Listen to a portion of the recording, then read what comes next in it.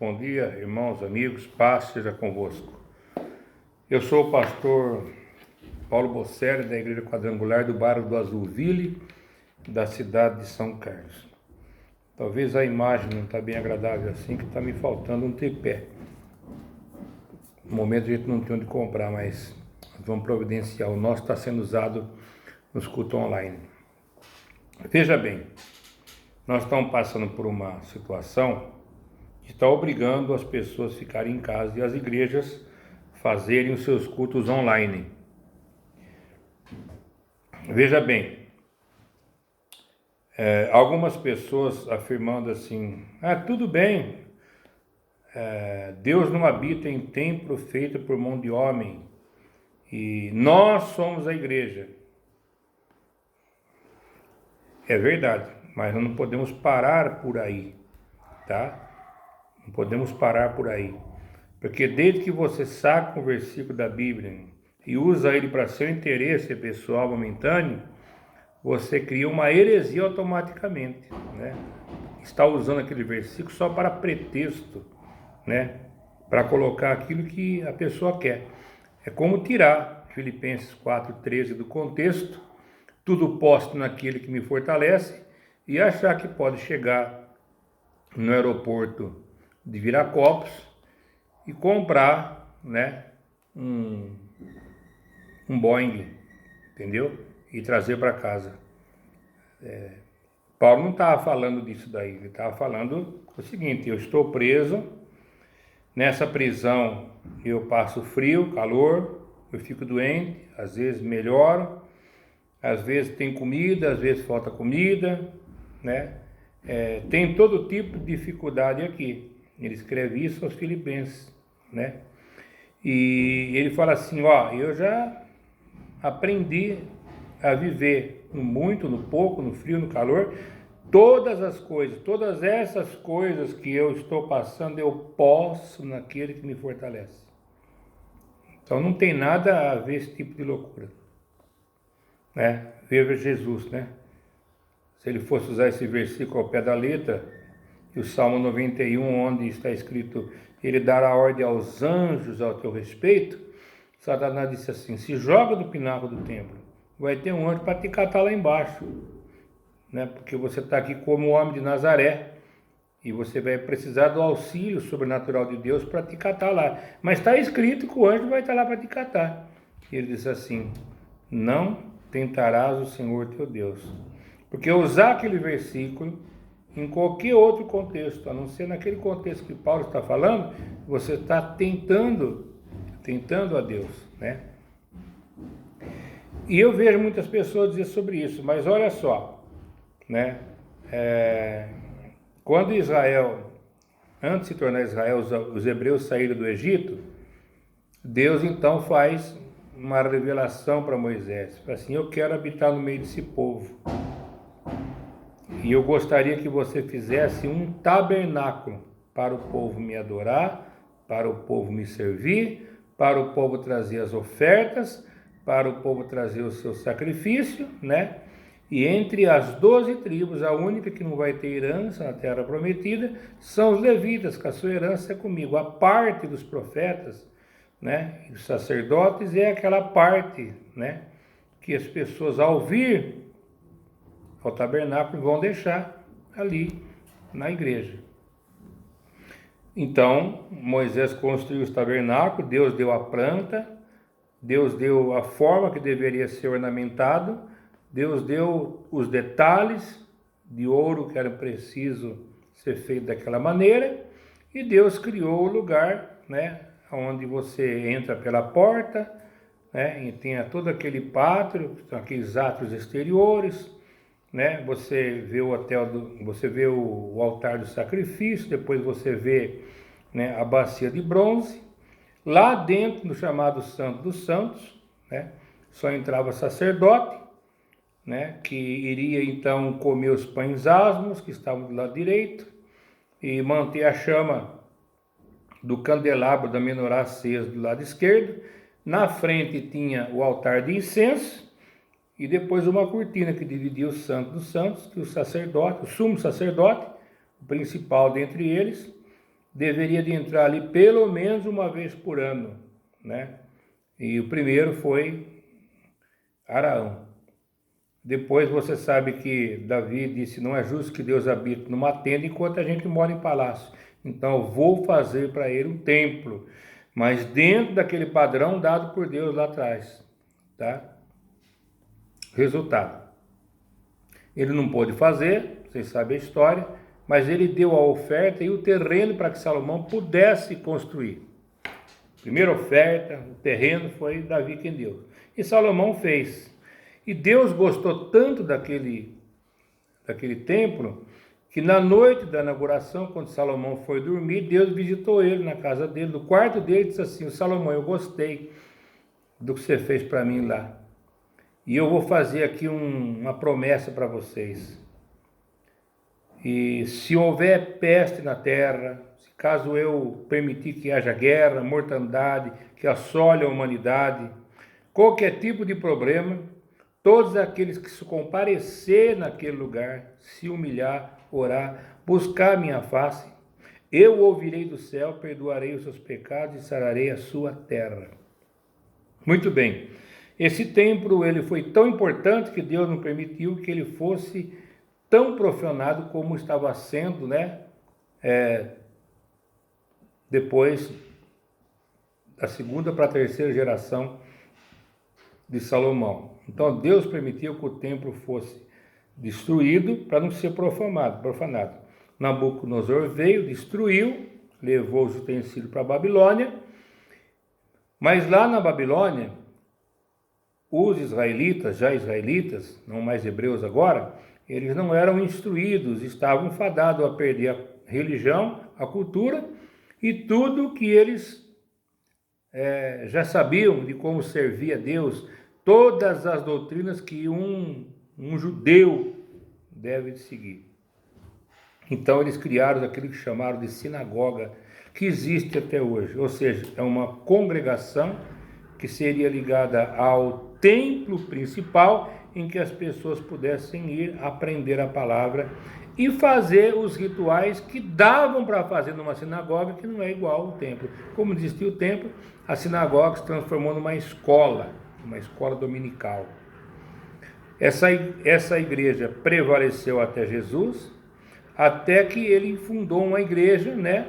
E se tornou o pastor supremo dessa igreja, né? Ele praticamente demitiu aquele sacerdócio falido dos levitas e se tornou ele, da tribo de Judá, o sumo sacerdote nessa situação. E muitas das igrejas cristãs começaram dentro das sinagogas, aonde não eram expulsos por judeus, os judeus não eram a maioria, ou não se convertiam, eles acabavam ficando numa casa, porque não havia licença nem permissão para se construir um templo, exceto alguns lugares, né? Nas próprias 7 igrejas da Ásia havia lugares onde havia igreja construída. Porém, essa igreja com Constantino, ela começou então a entrar no sincronismo, né? Um dos piores sincronismos era que o próprio imperador era considerado um semideus, então o Papa também se julgou um semideus. E do mesmo jeito, quando morria um imperador romano, se embalsamava ele, enterrava ele lá no subterrâneo do palácio, a mesma coisa se faz com o Papa, né? Até porque a saudação Ave César foi usado, né, naquela oração, na reza que os católicos fazem com Ave Maria, certo? É uma saudação que vão ajudar, que eles puseram ali na reza Ave Maria. Então houve muito sincronismo ali. E Constantino era muito bom em fazer política, né? E ele conseguiu fazer uma grande política entre os ídolos, né, locais, o endeusamento do imperador e também os locais onde havia igreja, né, as doutrinas da própria Diana de Éfeso, né, ou da Artemis, foram doutrinas que depois implicaram para Maria, mãe de Jesus, como a grande mãe. Então a igreja começou a se encher de muita coisa, né? muitos rituais e muitas coisas que não tinham nada a ver com o cristianismo. A missa era pregada em latim, o povo não entendia nada, o povo saía do jeito que entrou, e pior, né? Mesmo quem soubesse latim não tinha Bíblia, e se tivesse era proibido a ponto de ser queimado na fogueira ou torturado e morto, né, por Roma, se caso ousasse interpretar a Bíblia, né? Então algumas coisas elas começaram a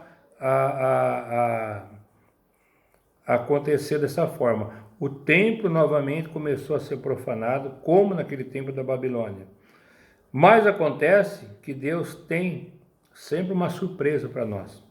Um monge agostiniano, Martinho Lutero, estudante da Bíblia, amante da graça, ele levantou as teses, né, sobre os erros da Igreja Católica.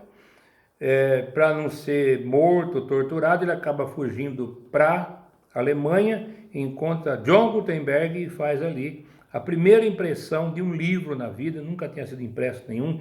John Gutenberg estava inventando a imprensa e ele imprimiu o primeiro livro impresso, que foi o Novo Testamento. Depois a Bíblia, primeiro em alemão, depois em outras línguas. Isso foi uma revolução feita pela igreja, né? A igreja, ela não atrasa a vida das pessoas, né? Ela está sempre um passo à frente da humanidade. E aí então, Calvino vem também com a reforma protestante. E o que Calvino faz, né? Calvino, iluminado por Deus, né? Naquele momento, o que Calvino faz? Calvino arranca tudo de dentro da igreja, bota a cadeira dentro da igreja, bota uma tribuna dentro da igreja e volta a igreja a ser igual à sinagoga de antigamente, né? Ou seja, a igreja ela vai se transformar numa grande sala de aula, onde uma pessoa preparada e cheia do Espírito Santo vai ensinar a Bíblia para você, vai ensinar a palavra de Deus para você. Muito bem. Por que eu estou dizendo isso? Porque no tempo de Jesus, a igreja era a sinagoga, o templo era dividido em partidos políticos. Tinha os zelotes, tinha os fariseus, né? E tinha os essênios também. E tinha mais gente. Os essênios era aquele tipo de gente mais santarrão, né? Que gostava mais de viver isolado, não se contaminar com as pessoas. Ouvindo ele a doutrina de Jesus, vendo o sacrifício e depois da perseguição dos cristãos, o que os essênios fizeram? Sumiram dali, foram viver isolados, viver em cavernas. Até pouco tempo atrás acharam os escritos do Mar Morto, né? Onde comprova a existência dos essênios, né? Comprova também por documentos que houve a existência, o sacrifício de Jesus na cruz do Calvário, mas também, né, e aí é o ponto principal que eu quero chegar, eles, por não ter ensinamento, por não fazer parte de uma congregação heterogênea, de pessoas de posições diferentes que poderiam dar melhor entendimento, porque Salomão fala que na multidão de conselho a sabedoria, eles criaram então uma seita, desviando-se também dos caminhos do Senhor. E até hoje, em alguns lugares, como nos Estados Unidos, existem algumas seitas em que as pessoas se reúnem, eles usam aquelas roupas antigas de 2 séculos atrás, o único veículo usado lá entre eles é de tração animal. E o que acaba acontecendo? Eles se tornam mais santos do que nós que vivemos em meio à sociedade? Não, eles se tornam pessoas desviadas. Por quê? Porque por querer ter muito zelo, eles acabaram criando a própria seita, né? Isso é um perigo. O que pode acontecer com essa pandemia?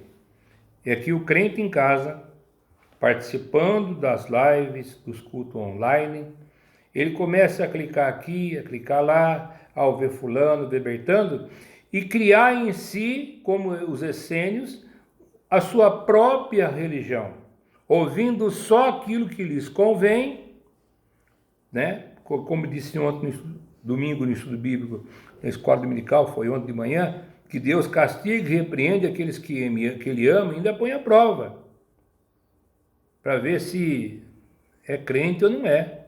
Está esse contexto, né? Deus fala na carta às 7 igrejas da Ásia, né? Ele põe a prova, entende como é que é? E a prova não é para nos reprovar, mas sim para nos promover. Quando tem uma prova na escola, aquilo é para testar os meus conhecimentos e os professores verem se eu tenho condição de passar de fase. Então a prova que nós temos com Deus é a mesma coisa. Mas se a gente ficar só em casa, ouvindo as coisas pela internet, nós vamos criar o quê? Uma vida, né, com Deus errado, que vai transformar numa seita, igual os essênios, né? A igreja é lugar de você aprender a palavra de Deus, é lugar de você estar com seus irmãos, é lugar de contradição, de confrontamento, é lugar também de combinação, de união, né? Porque, veja bem, mesmo que esse vídeo fique um pouco longo, eu quero falar bem com vocês. Veja bem, as pessoas que viram os milagres de Jesus, eles se reuniram para escrever os evangelhos, né?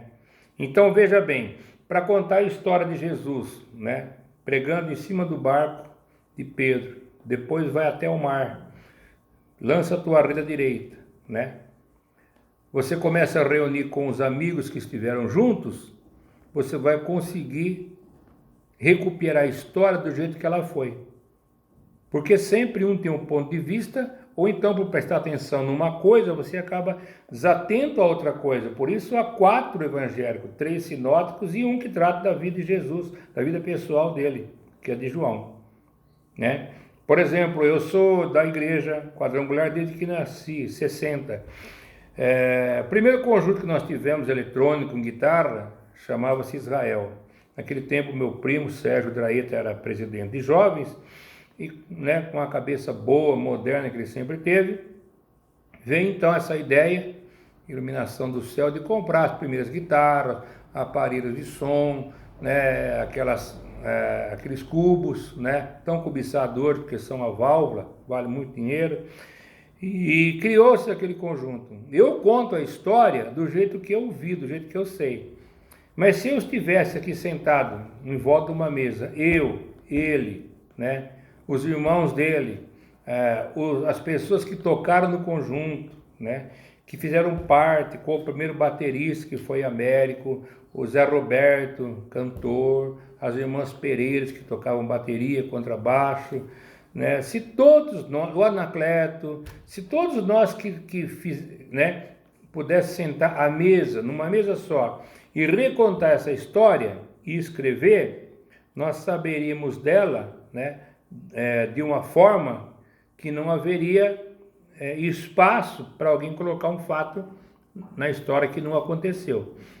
Então, foi isso que aconteceu. É isso que é importante a igreja. A igreja, eu estudo a Bíblia, mas tem outro pastor também que auxilia, depois tem o pessoal do louvor, depois tem o diaconato, e ela forma uma organização que também arrecada suas ofertas, que dá cesta básica, que acolhe uma família que é fraca, ela tem a sua oferta de missões, que mantém as nossas igrejas, né, em vários países do mundo, né? Então a igreja, ela é importante, porque na igreja você é doutrinado, né? Uma igreja verdadeira, ela não passa a mão na cabeça do crente todos os cultos, né? Às vezes é necessário usar, né, a repreensão, né? Tem a vara e tem o cajado.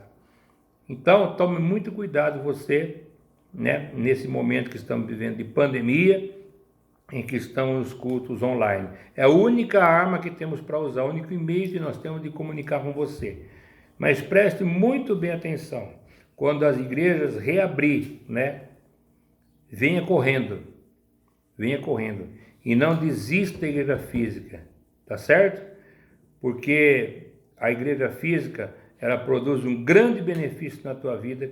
Eu quero parar por aqui, porque o vídeo já vai dar quase 20 minutos, e ele vai ficar muito extenso para depois colocar no YouTube e no Facebook. Deus te abençoe, tenha uma boa segunda-feira cheia de paz, em nome de Jesus.